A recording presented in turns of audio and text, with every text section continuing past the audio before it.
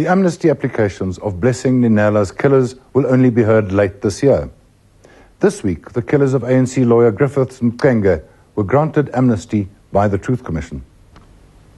Griffiths Mxenge was murdered by DIRK COETZEE's hit squad in November 1981. In his amnesty application in November last year, COETZEE claimed that he had not questioned the order to eliminate Mxenge because it had come from senior security branch officers. They were trying to build up a case and just couldn't get him in because he was sticking strictly according to the law and he was a thorn in the flesh and we have to get rid of him. That's correct. On the evening of the 19th of November 1981, hit squad members David TSHIKALANGE, ALMOND NOFOMELA, Joe Mamasela and Brian Ngulunga followed Mxenge home from work, took a shortcut and waited for him to arrive. They pretended to have a problem with their car. When Mxenge offered to help them, they accepted. He switched his car off. Joe then entered into the car. I got to the car at the back. David followed us. I was just following them. They reached an open ground which looked like a stadium. Then David stabbed him. David TSHIKALANGE. He's the first one who stabbed him. And then from there, with the exception of Brian just stood there with his gun. That's when we started stabbing him until he died.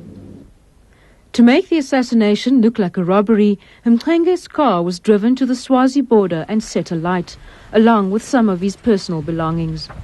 I don't expect the Mxenge family to forgive me because I don't know how I ever in my life would be able to forgive a man like DIRK COETZEE.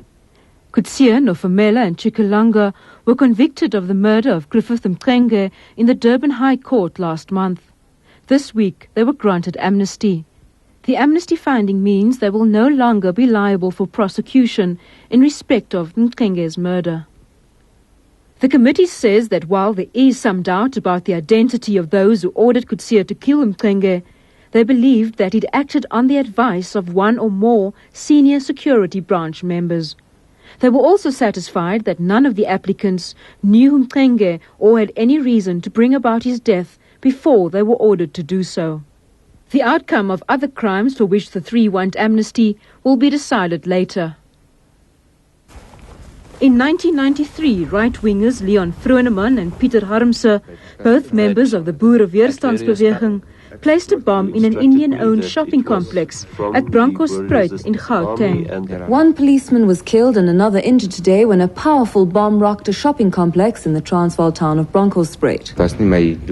It was not my intention to go and kill someone. And it touched me deeply, especially when I realized that I had robbed a wife of her husband and children of their father. Vroneman and HARMSE have both been granted amnesty. The committee found that by attacking the shopping complex, they wanted to show the government and others that the BWB was intent on taking the country back, by force if necessary. In one of the swiftest findings of the Amnesty Committee, convicted IFP murderer MSIZI HLOPE, who appeared before the committee on Monday, was granted amnesty before the week was out. The amnesty judgment stated that HLOPE's offences against members of the UDF were committed against a background of political conflict and violence.